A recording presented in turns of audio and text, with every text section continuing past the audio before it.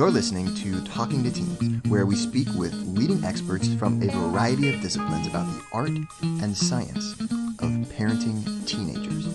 I'm your host, Andy Earle.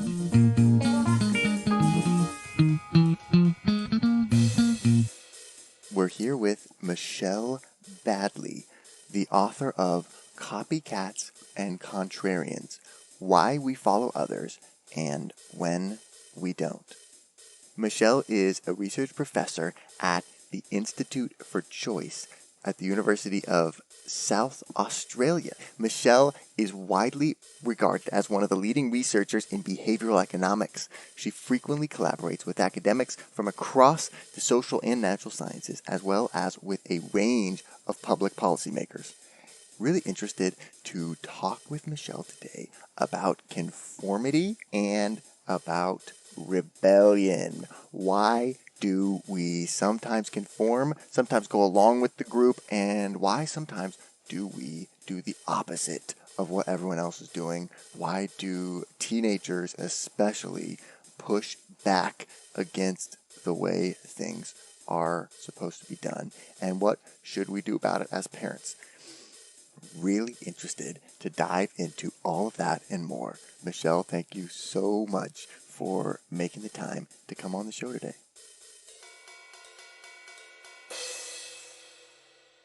We've got this book here, Copycats and Contrarians, Why We Follow Others and When We Don't. Why was this written? So I'm an economist, and economics is about the way that people make decisions and choices. And you see a lot of copying behaviour. Yeah. And so I was quite interested to explore why people follow one another. And there are models in economics that explain it as, in fact, not a stupid thing to do. So, Okay. For example, say I'm buying a new mobile phone, let's say, and you don't know anything about mobile phones, then you might see other people buying a certain sort of mobile phone and think, well, they know something I don't know, and so I'm going to follow. People seem like they know what's going on. I don't know what's going on. Maybe I'll just kind of, That's not a stupid thing to do. That's actually probably quite a clever thing to do if you don't know very much. And so that's how some economists explain it. But I was also interested, or generally I'm interested in the fact that one discipline, one subject can't explain everything. Yeah. So I've always been quite interested in science as well as other social sciences. There's lots from all the different discipline groups that is interesting. And so I thought it would be really cool to sort of bring in ideas from a lot of other subject areas. So I thought, well, let's see what the evolutionary biologists say. Let's see what the psychologists say. Let's see what political scientists say. So it's a very multidisciplinary book, which is probably a bit unusual. But that was one of the really enjoyable bits about the book was really looking across the different subject areas into all the different reasons why people might copy one another.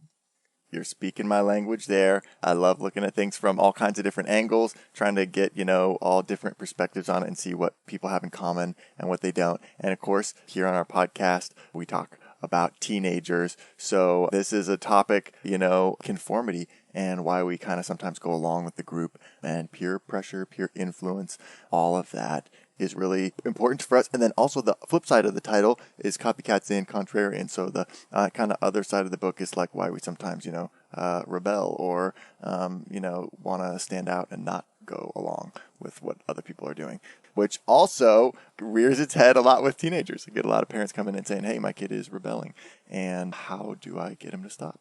So this book just grabbed my attention when I came across it because I think these are just such important topics, and I like that you kind of look at it from all these different lenses, and you bring in some of your own research in here as well, which is really fascinating, and that's that you did with Wolfram Schultz, I believe. That's right. So Wolfram Schultz is a very well-known neuroscientist, and he does various experiments essentially looking at how the brain works, I guess, essentially. And so I went along to an economics conference in the States a few years back and went along to this session that was all about bringing economics and neuroscience together. So, economics is about how people decide and choose. but it's often just focused on what people do. It's not very good at explaining why people do the things they do, because it's not about actually looking inside people's brains. But neuroeconomics tries to do that, to put it simply, seeing what's going on in the brain when people are making decisions.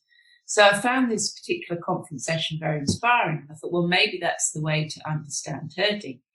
Is herding quite a clever thing to do, or is it an emotional thing to do? Is it peer pressure, or is it social learning, like with the example of the smartphone? Or is it some combination of the two? And I thought, well, yeah, what I need to do is book up with some neuroscientists and see how they can help me in answering these questions.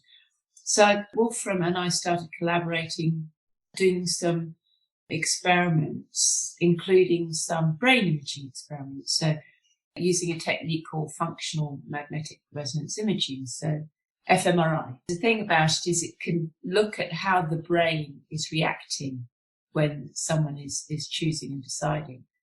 And so we got people to do a financial task where they were picking shares, stocks and shares, financial things. Sure. And they were observing others and making their choice after looking at someone else. So the idea is you look at someone else, are you going to do the same or not?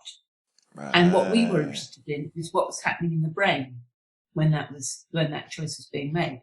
So just to keep it really simple, in neuroscience, there is this idea that a certain idea of areas of the brain that are more highly evolved and associated with, mathematical reasoning and high-level reasoning. Sure, right. And that would fit with the social learning, buying smartphones example from before. But there are other areas of the brain that are much more primitive and instinctive and emotional. Sure. And what we actually found was that it was a bit of an interaction of the two. So there's a bit of the sort of very rational social learning thing going on, but there is also something emotional and instinctive going on when people copy others.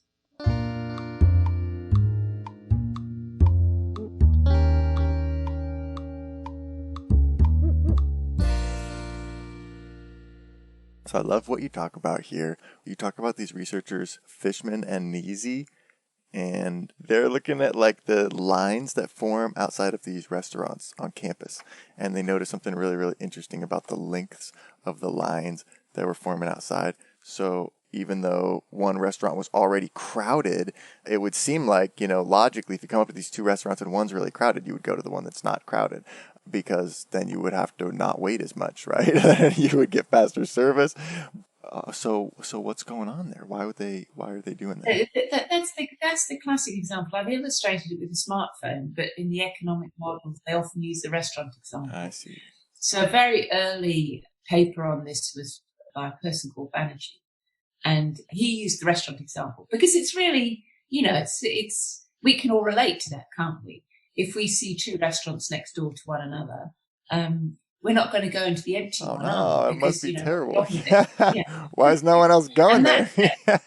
That's the social learning thing. So it's a bit like the smartphone. You buy the smartphone everyone else is buying because maybe they know something you don't. Yeah, and so that Neasy and Fishman study is really quite clever, because a lot of the trouble with experiments, especially in economics, is that you don't really know that it's real behavior. You don't know that people would do the same thing in real life.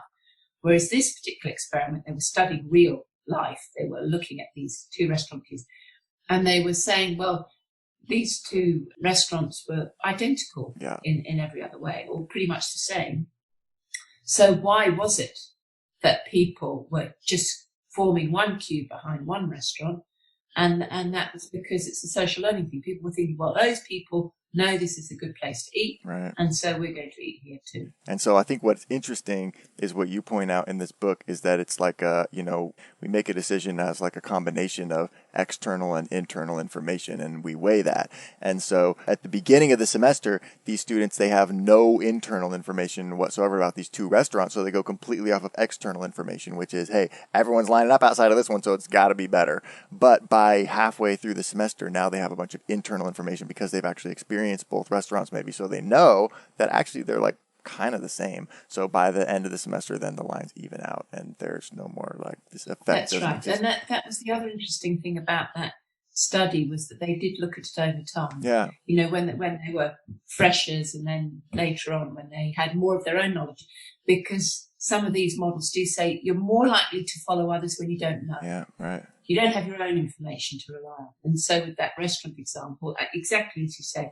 I just think that's interesting because we looked a lot at the transition into college, specifically in how influential peer norms are, social norms, on drinking behavior and other risk-taking behaviors in adolescence during that transition phase.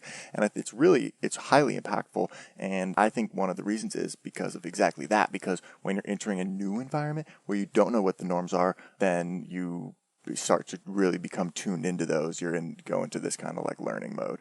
You know, just that's kind of how anything's going to work. If you're going to a new school, if you're joining a new friend group, if you're joining a new team, like anything that a teenager is doing like that is going to involve kind of like this period of learning the ropes and adjustment and sort of like chameleoning themselves a little bit to sort of the expectations of that group.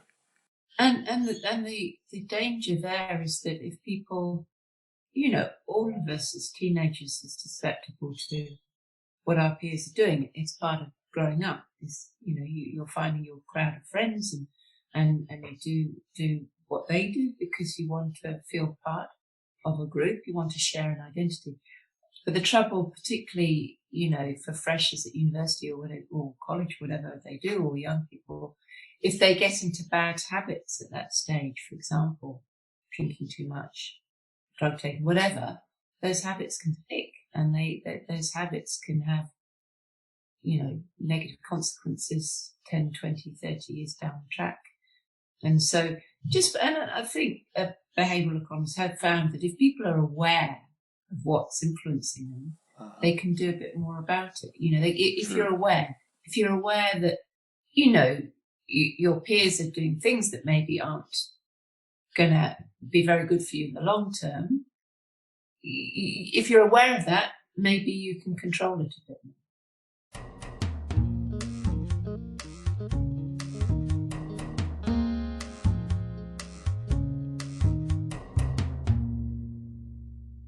One topic that causes a lot of conflict between parents and teenagers: tattoos and piercings. There's some interesting stuff in this book about that topic. I'm looking at page 32. I thought this was really interesting. You write that when and how is it economically rational to signal our identification with others through ostensibly costly and painful actions such as tattoos and piercings? These seem like maverick actions to outsiders, but make much more sense to others with whom we identify. And the costlier the actions, the better, because more costly signals are more credible. We would not incur such large costs, whether physical, psychological, or monetary, if we were not sincere. So, you know, as a parent, it's like, well, it doesn't come off, you know, you should really rethink that. But as a teenager, it's like, well, that's the point, right? Yes. And just like you're saying, it means a lot more when it can't come off, you know? Yeah. It's like an investment in an identity. You know, you're saying, you know, I'm really with you. I'm really. Yeah. I want to join this. I'm in. Yeah. I'm a credible member. Yeah. All right, what do I got to do? I got to get 3 tattoos? I can do that. It's a cultural and generational thing about it, because if you think, a lot of women have their ears pierced, and it's, you know, it's not controversial at all. And you know, it's actually not completely permanent, and it's not so visible, but it's cultural and generational. So in my generation, people didn't really get tattoos. In other cultures, people do similar things, and so it is a bit of a value judgment in a sense about that. And that there have been, you know, studies of tattoos as a form of art as well. You know, so there are tattoos and there are tattoos, aren't there? You know? But so, I mean, what wisdom could you offer based on all this research for a parent who's staring down the situation? You know, we got a 16-year-old who's planning to get a tattoo here, and we're trying to talk him through this choice. How do we approach that? I think with any of these complex issues, talking is a really good first step. You know, to develop trust with the teenager, to explain to them, well, you are in this position now, but you need to try and imagine what you might think in 30 years' time, or 20 years' time, or 10 years' time. that these permanent decisions have consequences in the future. So it's a bit like drinking too much or taking drugs or whatever. You know, if there are going to be future consequences, and by their nature, I guess teenagers are having such an exciting life, so it's anything's going on anyway. It's very hard for them to think of the future. But I think often illustrating with examples and anecdotes, because another theme in behavioral economics is that people don't respond very well to being told about things that are intangible and far in the future.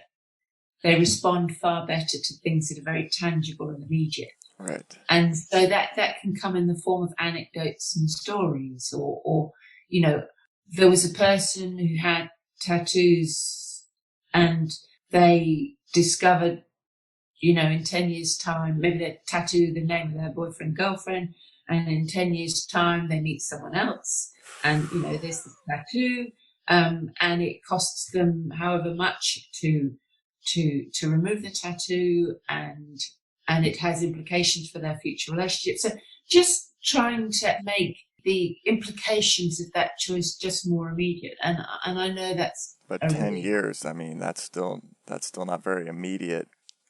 What if you just said, you know, if you do it, I'll whack you across the head? That's really immediate. Yes, but the trouble with that is that you erode trust. So people can be punished explicitly in that way. Doesn't mean that they're not going to start hiding their actions. And so if they think they're going to get hit or whatever, or punished without much attempt at reasoning with them, then they'll just do it in secret in the future, or remove themselves, or distance themselves. So it's about, I guess, common sense as well. But then, I mean, ultimately, you know, it depends on the age of the teenager as well. Because ultimately, you know, maybe it is their choice. You know, once they're beyond a certain age, you know. At the end of the day, yeah. You got to deal with the consequences of your own actions. We're big fans of that approach here. You know, maybe making some sort of a thing where, you know, if you want to make a decision like that, I'd like to feel like you've weighed all the options really carefully, and like you've weighed the pros and cons really well before you make it. So if you could convince me somehow that you have at least gone and talked to 5 people that got tattoos when they were your age about, I don't know, something, convince me that you've really thought it through. Maybe write me an essay or something, you know, but at the end of the day, it's your choice, you know. With a much more benign example, I have a colleague, and her children wanted to get a dog, and you know, a dog is a big responsibility. Yeah. And so what her children did was they put together a PowerPoint presentation for their parents and presented to their parents why it was a good idea for them to have a dog and all the things they do to take responsibility for that dog. So actually, that sort of thing, you know, present to me why it's important. And that's a really good idea in terms of encouraging teens to think it through. You know, explain to me why it's important. And in the process of thinking about explaining it, they will think it through themselves and think, okay, you know, maybe I do want to have a tattoo, but do I have to have a tattoo now? Why not wait until I'm a little bit older when I can make a more informed decision? Yeah. But I thought that, and it worked. These children persuaded their parents to get them a puppy. Wow. Okay. Yeah. Yeah. So they presented their case. Right. And that's good practice in life as well.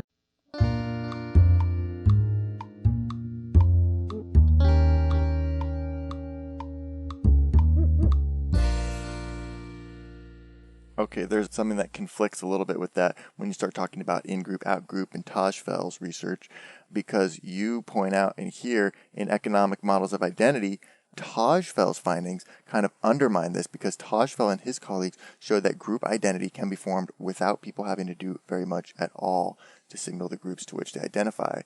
Whilst hipsters and other rebels want to be defined as different, they do not need to incur significant personal cost to persuade others that they belong. So, okay, so what do you mean by that? I thought we just said the tattoos are good because the tattoos, you know, prove to people that you really put in the effort, so now you can join the group. But now you're saying, well, maybe actually that's not the case. So in that part, it was presenting two, I guess, conflicting hypotheses. So the one about you get a tattoo because you're investing in the social network. It's sort of like that. That's the economic argument, that getting the tattoo is a rational thing to do, because you're signaling to your group that you're really with them. You've invested in that identity in that group by taking this extreme action. So that's what the economists would say. But the social psychologists wouldn't agree. So it's coming back to this idea that there are certain parts of the brain that are associated with highly rational mathematical reasoning, whatever, the very clever parts of the brain. But then there are also these more instinctive, more emotional parts. So Tajfel, as a social psychologist, is coming more from that approach, that people do, they form affiliations with their in-group and form antipathies and resentments towards their out-groups. And the trouble is that people can form an identity with their in-group really quickly and easily, which makes it dangerous, because people can quickly feel that they identify maybe with some radical cause or whatever, that is destructive, or join a gang or whatever. And that can happen really quickly and easily. We're here with Michelle Baddeley talking about conformity and rebellion, copycats and contrarians, and we're not done yet. Here's a look at what's coming up in the second half of the show. You should do this, you shouldn't do that, whatever. You say, well, there are reasons why you're wanting to do things in a certain way. You write, we need rebels because they have the capacity to change our world, sometimes for the better. And votes around the EU referendum, votes around recent election or whatever, people are very easily swayed by fake news, false information. Mm-hmm. And it's not their fault. There's not enough of it at school, of people being, educated to understand what these politicians are saying. Want to hear the full interview? Sign up for a subscription today. You get unlimited access to all the interviews I've conducted. It's completely affordable, and your subscription helps support the work we do here at Talking to Teens. Thanks for listening. I'll see you next time.